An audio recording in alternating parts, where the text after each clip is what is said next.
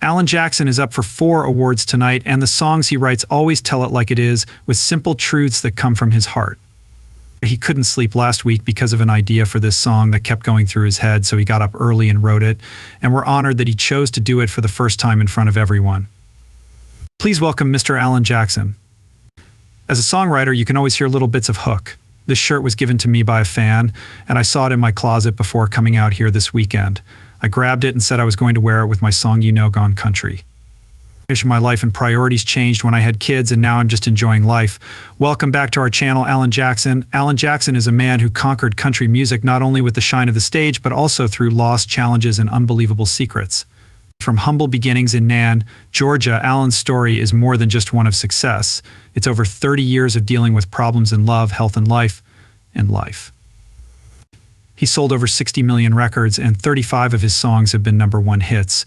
But that doesn't tell the whole story of a heart that has been through so much and a spirit that has been on the verge of breaking.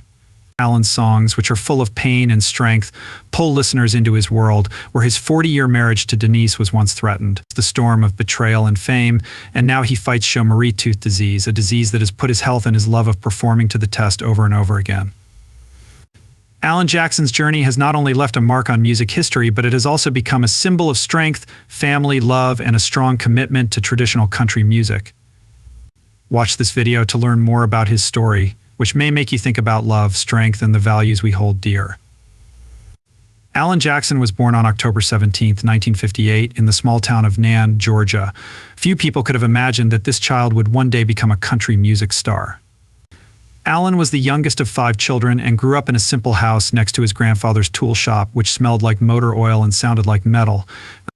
It was in this humble home that Alan's first glimpses of a working life and sincere, simple values took root, along with dreams that were still unformed. For Alan, music was nothing but the gospel in those early days. Every weekend, Alan's family would pray together in church while singing hymns, but one day he heard country artists like Hank Williams Jr. and John Anderson, and he felt like he'd entered another world. This country music wasn't just melodies, it was a place of real, heartfelt stories. Slowly, a dream formed in Alan's young mind, but he had one question: could someone from a small town make it in the glamorous, fiercely competitive music business? That question became what drove him to keep going. After high school, Alan joined a band called Dixie Steel and started playing at small local events. Those nights, the band took care of everything from equipment to stage setup, and they often played without a cent to show for it. Despite these difficulties, Alan's passion never wavered. He always felt a quiet call inside him that told him he couldn't stop. Things changed when he met Denise, who became not only the love of his life, but also a constant source of support. Denise saw talent, and Alan a strong desire to follow his dream, and she pushed him to do so. With her support, Alan made the bravest choice of his life. He left stability behind and moved to Nashville with Denise in 1985.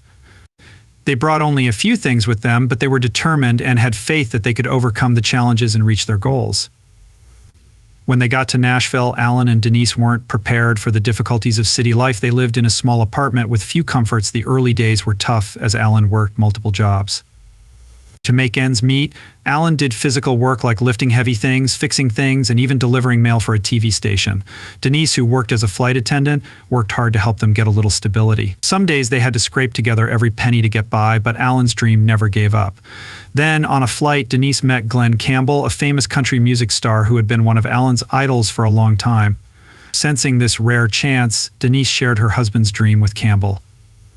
Campbell was moved by Campbell's sincerity and belief in Alan's talent, and he offered to help by giving Denise his manager's contact information. This small act opened the first door for Alan in the music world. Not long after, Alan Jackson's career really took off when he signed with Arista Records and released his first single, Blue-Blooded Woman. This was a big step forward, but it wasn't until Here in the Real World came out in 1990 that Alan really broke through. The song quickly rose to #3 on the charts, putting his name in the public eye. From there, his career took off with hits like Don't Rock the Jukebox 1991 and Love's Got a Hold on You 1992. These weren't just melodies, they were stories told from the heart of a boy from Newnan, Georgia. With his unique talent and style, Alan Jackson quickly rose to fame as a country music star, taking his dream from the small town of Newnan to the top of the charts. During the 1990s, Alan Jackson not only reached the peak of his career, but he also fought hard to protect the soul of country music. Albums like Who I Am 1994 and High Mileage 1998 made him famous, and songs like Gone Country and Living on Love became cultural icons. But behind these successes was an artist with a strong desire to protect his true style. Alan Jackson didn't just want to make music that people liked, he wanted to tell stories from people's lives. Pop music had a big impact on country music, making it more polished and commercial than ever.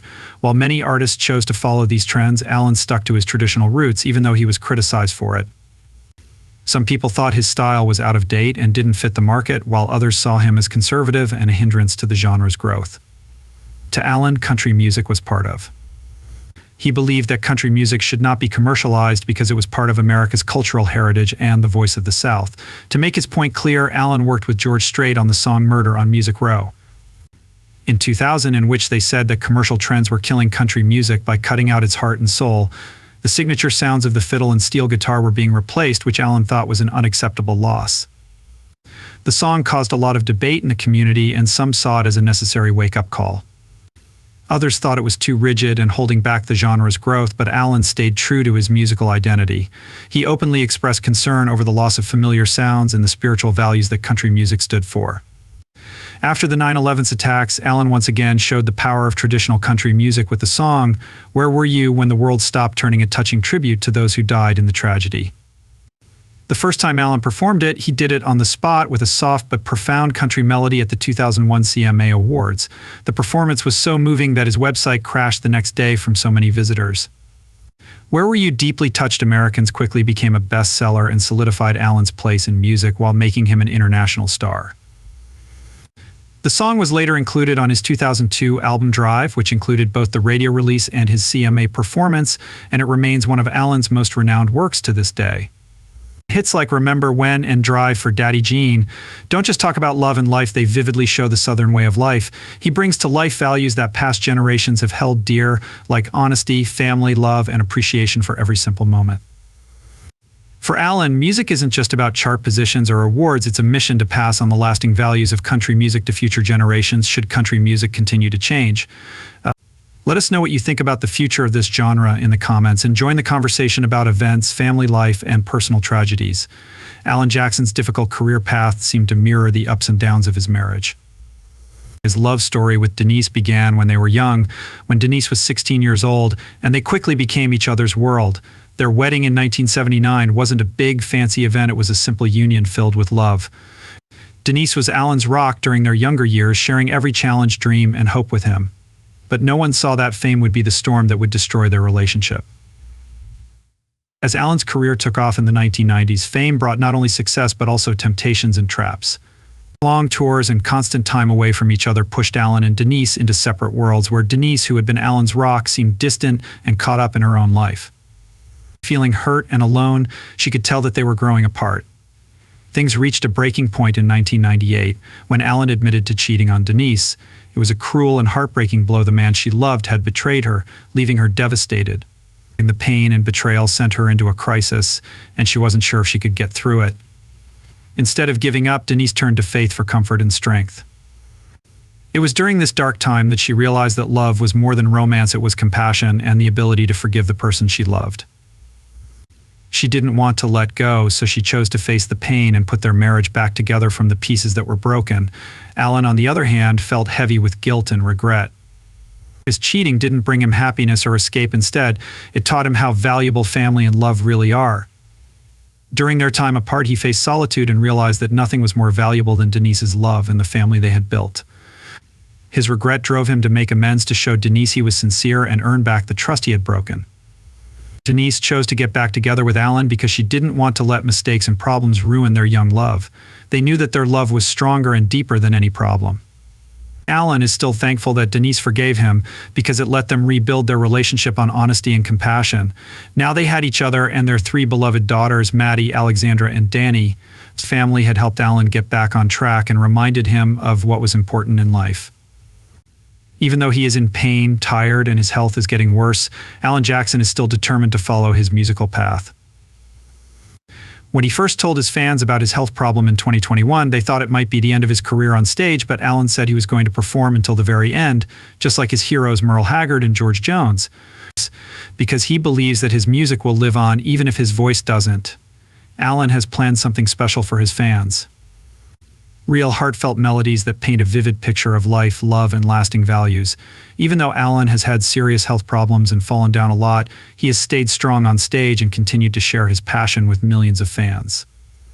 He is not just an artist, he is a guardian of traditional values who keeps country music from being lost to the tides of time. When the stage lights go down, Alan Jackson's music will still be heard, not just as songs, but also as messages that will last forever. Explore these inspiring journeys and stories of music that last through the years with us.